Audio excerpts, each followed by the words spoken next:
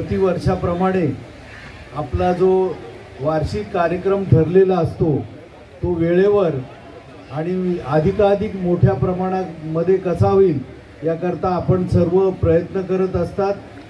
त्याला यश येतं कारण तुमची एकी, तुम्ही सर्व एकत्र येता म्हणून हे सर्व शक्य होतं असं आहे। परंतु आपल्या समाजाचा आपल्या संस्थेचा कार्यक्रम टाळता येत नाही। आपला उत्साह वाढवण्याच्या दृष्टीने ते उपस्थित झालो। यामध्ये सत्यनारायणाची पूजा असेल, क्रिकेट स्पर्धा असतील, रक्तदान शिबिर असेल, असे विविध कार्यक्रम घेऊन आपण समाजाला बरोबर घेऊन जाण्याचं जे महान कार्य करत आहात त्याबद्दल सर्वांना धन्यवाद देतो, शुभेच्छा। अखिल दावोखाडी भोई समाजाच्या वतीनं हे तिसरं महारक्तदान शिबिर आम्ही आयोजित केलेलं आहे। याच्या पाठीमागचा उद्देश आम्ही यावर्षी असा ठरवलेला आहे की समाजाची जडणघडण 1942 मध्ये झाली आणि आज जवळजवळ सतत 83 वर्ष समाज अतिशय उत्कृष्टपणे पुढे पुढे चाललेला आहे।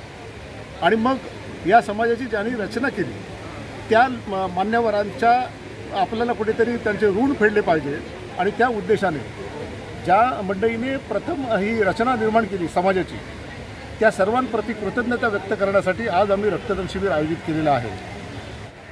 इतर समाजांना सुद्धा आम्ही असा सूचित करतो की समाज संघटना ही प्रत्येक समाज बांधवाचा विकास झाला पाहिजे, त्याचा सर्वांगीण विकास होणं आवश्यक आहे आणि समाज एकजूट राहिला पाहिजे आणि एकजुटीने जे आपल्याला करता येतं ते एकटं राहून करता येत नाही, हा संदेश आम्हाला त्याच्यातून सर्वांना द्यायचा आहे।